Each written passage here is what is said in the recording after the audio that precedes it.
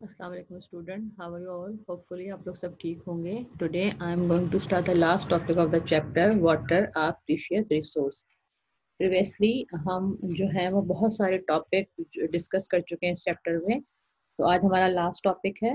What is our last topic? That is the managing water resources, यानी हम water के जो किस तरह से मैनेज कर सकते हैं उसके रिसोर्सेज को। तो first of all, the water crisis is a serious threat to the existence of a million of a people around the world. इसका मतलब ये है कि हम जो है आजकल फेस कर रहे हैं या बहुत दिनों से फेस कर रहे हैं सिचुएशन को कि हमारे पास जो है वो वाटर क्राइसिस हो रहा है। बहुत सारे लोग इस चीज़ को फेस कर रहे हैं। तो कैसे हम उसको कंट्रोल कर सकते हैं? तो we must take the following measures to control it. तो हम कुछ एहतियातें कर सकते हैं, इसमें कंट्रोल कर सकते हैं। सबसे पहले है prevent the wastage of water, यानी हम अपने आप को इस बात का आदी बनाएं कि हम जो है वो वेस्टेज ऑफ वाटर नहीं करेंगे। Number two, conserve by the surface storage. जितना भी हम वाटर स्टोर कर सकते हैं उसको हम स्टोर करें। और रिचार्ज द ग्राउंड वाटर, और जो ग्राउंड वाटर है उसको भी हम जो है वो रिचार्ज करें या उसको स्टोरेज को उसका ऐसे कोई जरिया बनाए या कोई ऐसा मेथड या टेक्निक्स इस्तेमाल करें कि हम उसको सेव कर सकें। तो आज हम ये डिस्कस करेंगे how we can manage water resources. सबसे पहले अगर हम देखें यहाँ पर, तो प्रिवेंटिंग वेस्टेज ऑफ वाटर। सबसे पहले हमने क्या करना है, वाटर जो है वो उसका वेस्टेज को रोकना है कि हम वाटर को वेस्ट होने से रोकेंगे किस तरीके से। सबसे पहले हम यहाँ पे देखते हैं ड्रिप इरिगेशन। ड्रिप इरिगेशन का मतलब क्या है? Drip irrigation is a technique in which water is delivered directly at the base of the plant in the form of a drops। यानी पानी जो है वो डायरेक्टली प्लांट के बेस में डिलीवर कर दिया जाता है in the form of drop.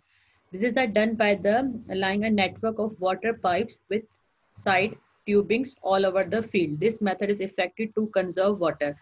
पानी को अगर इस तरीके से प्लांट्स को या इरिगेशन में जहाँ पे यूज हो रहा है, खेती बाड़ी में यूज हो रहा है, तो वहाँ पे क्या किया जाता है, ड्रॉप की सूरत में प्रोवाइड कर दिया जाता है डायरेक्टली प्लांट्स को। इससे क्या होता है, वाटर वेस्टेज जो है वो कम से कम होता है। और ये किस कैसे किया जाता है? यहाँ पे पाइप्स, अगर आप इस डायग्राम में देख रहे हो, तो पाइप्स के थ्रू, ट्यूब्स के थ्रू यहाँ पर जो है वो वाटर को इस तरह से अरेंज किया जाता है कि ड्रॉप के फॉर्म में यहाँ पे जो सब चीज़ें हैं यहाँ पर यू कैन से कि वाटर सेव भी हो जाता है और बहुत कम क्वांटिटी जो है वो वाटर की हम यूज़ करते हैं। और हमारा जो है वो अच्छे से जो फील्ड या जो भी हम एग्रीकल्चर जहाँ पे भी ज़रात में हम यूज़ कर रहे हैं पानी को, वो यहाँ तक पहुँच जाता है। तो उसको बोलते हैं ड्रिप इरीगेशन। अगर हम सेकंड देखें, conservation of surface water bye storage of dams. अगर हम डैम्स बनाते हैं तो हम पानी को स्टोर कर सकते हैं। One of the most efficient ways to manage water resources in the construction of dams across the river. Across the river अगर डैम्स को कंस्ट्रक्ट कर दिया जाए तो वी कैन कंजर्व वाटर।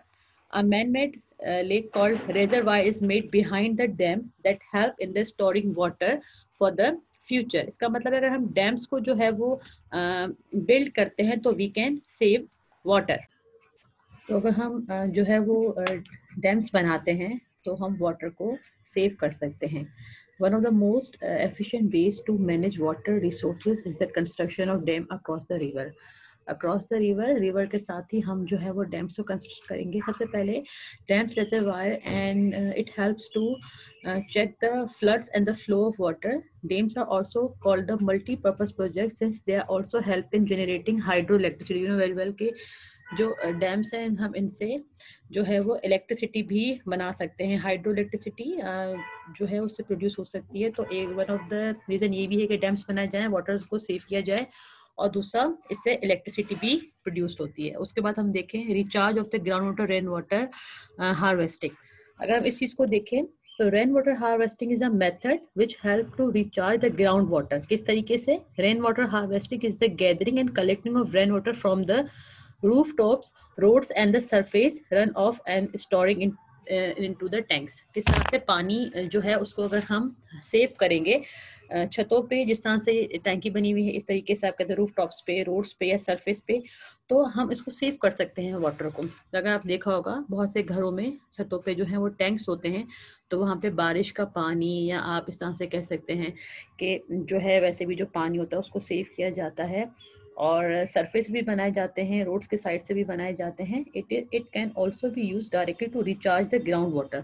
और ये ग्राउंड वाटर को recharge, filled of the pipes, graves and sand, इसको रिचार्ज करने के लिए ग्राउंड वाटर को भी काम आता है यहाँ पर इस तरीके से। तो आज हमने जो है वो drip irrigation, water storage by the dams and the ground water rain water harvesting. 3 method जो है वो डिस्कस किए कि इस तरीके से आप वाटर को जो है वो सेव कर सकते हैं। तो ये सारे मेथड्स जो हमने डिस्कस किए, उसके बाद एक टॉपिक आता है कि what role can you play, हम क्या रोल प्ले कर सकते हैं वाटर को सेव करने में। तो बहुत सारे पॉइंट्स हो सकते हैं, लेकिन अगर आप इस पूरे चैप्टर को समराइज करें तो इसमें जो पॉइंट्स मेरे ख्याल से होने चाहिए, तो सबसे पहले do not leave the tap turning on when you brush your teeth, washing cloth and scrub utensil. जब आप ब्रश कर रहे हो, वॉशिंग ऑफ क्लोथ्स हो रही हो, या आप बर्तन धोने में पानी यूज़ हो रहा हो, तो जब पानी का यूज़ ना हो तो उसको टैप्स को क्लोज कर दिया जाए ताकि हम पानी को जो है वो सेव कर सकें और पानी का ज़िया ना हो।